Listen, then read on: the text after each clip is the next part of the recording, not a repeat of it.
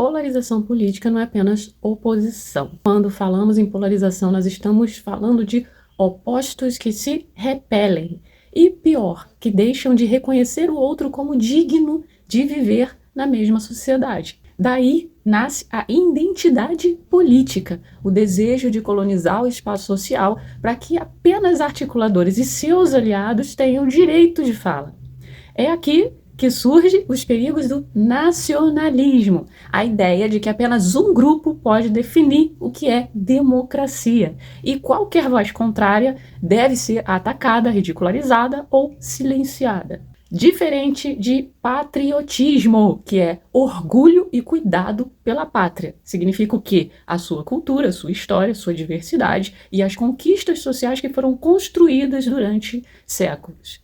Nacionalismo, ao contrário, transforma esse orgulho em exclusão. O nós, um grupo definido, contra esses que não fazem parte da nação. Muitas vezes usado para justificar o autoritarismo, que é aquela ideia de colonização europeia. Então, tudo que é da colonização europeia, tudo que foi trazido junto com ela não faz parte dessa nação, mas outras são aceitas. Então, dentro desse nacionalismo, nascem as narrativas para hostilizar dentro da sociedade ou no cenário internacional. Vem aqueles discursos de soberania que muitas vezes nem mesmo protegem o país, mas sim para preservar um viés ideológico e intensificar técnicas para enfraquecer a oposição, usando o poder do Estado. Isso significa que, em vez de usar meios legítimos, como o discurso, ainda que acalorado, e o voto, ele impõe-se unilateralmente, usando a sua força governamental, abuso do poder. A coisa é muito mais complexa, eu estou dando aqui apenas alguns refrescos. É por isso que também precisamos distinguir a política populista. Políticas populistas, elas usam discursos sensíveis ao povo, que comovem o povo. A direita populista tem sido chamada de extrema-direita. Depois eu explico sobre isso, mas vamos falar sobre a direita populista. Ela vem com aquela narrativa de povo versus elites. Essas elites não significam simplesmente os ricos, mas grupos que se perpetuam no poder. E sim, podem incluir grandes empresas, políticos tradicionais, burocratas, intelectuais, imprensa, judiciário.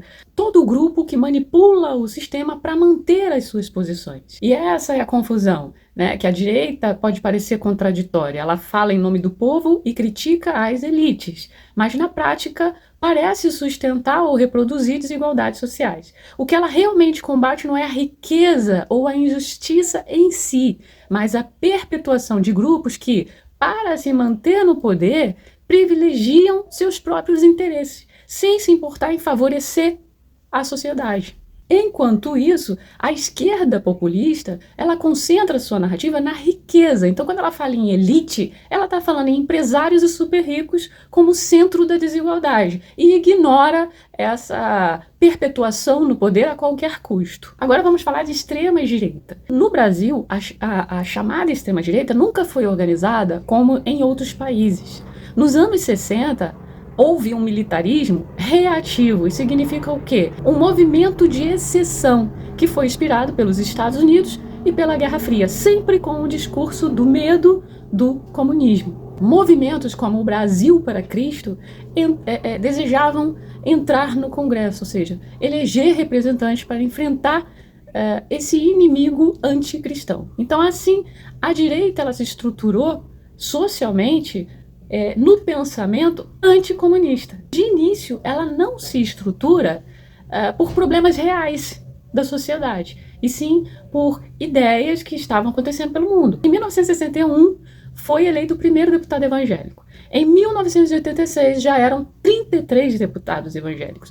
Nos anos 90, com a compra da Recópora de Macedo e a guerra aberta que a Globo levantou, Edir Macedo, então, fomenta os fiéis da Igreja Universal para se interessar e se envolver com política. E claro que isso acabou expandindo para outras religiões. O povo não centralizou os ataques da Rede Globo apenas à Igreja Universal, mas acabaram lançando isso para todos os tipos de denominação evangélica, o que acabou movendo todo esse interesse da Igreja pela política. Ali, a partir de 90, consolida-se a bancada evangélica, com uma agenda mais centralizada com pautas morais religiosas, né, contra aborto, contra a ideologia de gênero, defesa da liberdade religiosa e manutenção de dogmas sobre a homossexualidade. Isso produziu uma direita que parece organizada, mas ela é mais centrada nas ideias religiosas do que política.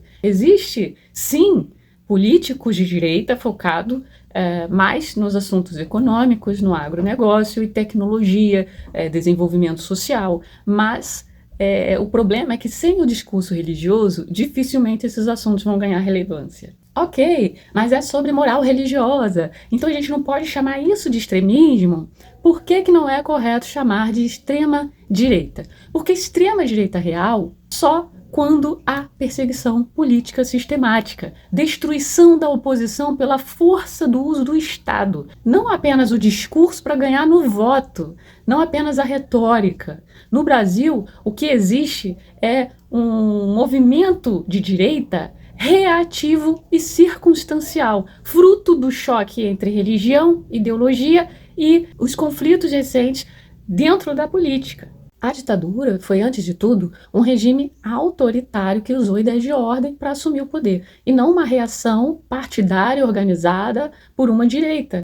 Quem assumiu foram os militares, que, no poder, aliaram-se à política econômica da época, inspirada no liberalismo dos Estados Unidos, com o livre mercado e conservadorismo reacionário, que focou na onda de movimentos que estavam ocorrendo inspirados na Revolução Cubana nos países do Cone Sul. O que confunde tanto? É pensar o militarismo como um movimento de direita.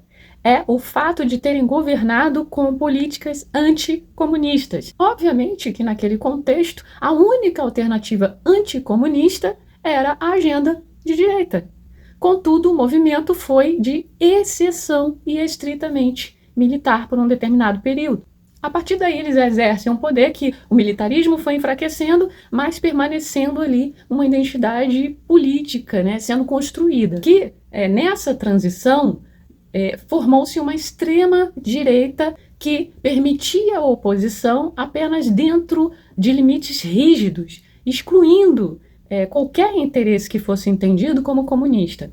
E assim é que acabou ficando por um tempo uma extrema-direita. Aí qual é a essência de uma extrema-direita? É rejeitar pautas progressistas consideradas imorais ou contrárias à ordem. Uma extrema-direita, ela age e dialoga ainda, que muito mal, com a oposição. Embora ela deseje afastar totalmente essa oposição, ela não proíbe, mas sim vai sustentar um embate constante dentro dos limites institucionais. Isso é extrema-direita. Ela age no limiar democrático, por vezes aí com um discurso parecido com o autoritário, mas mesmo assim ela respeita as regras. Extremos é a ponta do espectro político, e quanto mais para a ponta dos espectros políticos, menos esses dois dialogam. Diferente do que chamam de direita radical ou esquerda radical, que eles querem de fato erradicar a oposição. Então, quando a gente fala de radical,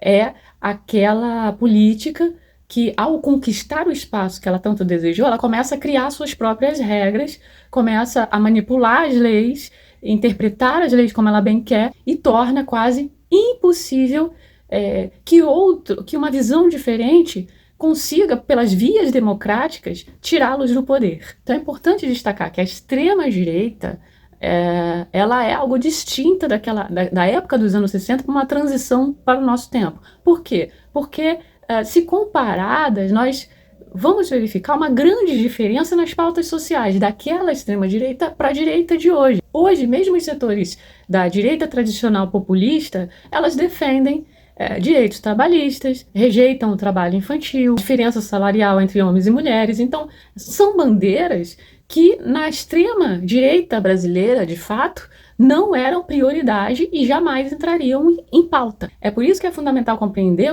os aspectos políticos e não querer simplificar o que é complexo, porque isso abre margem para falácias e manipulação.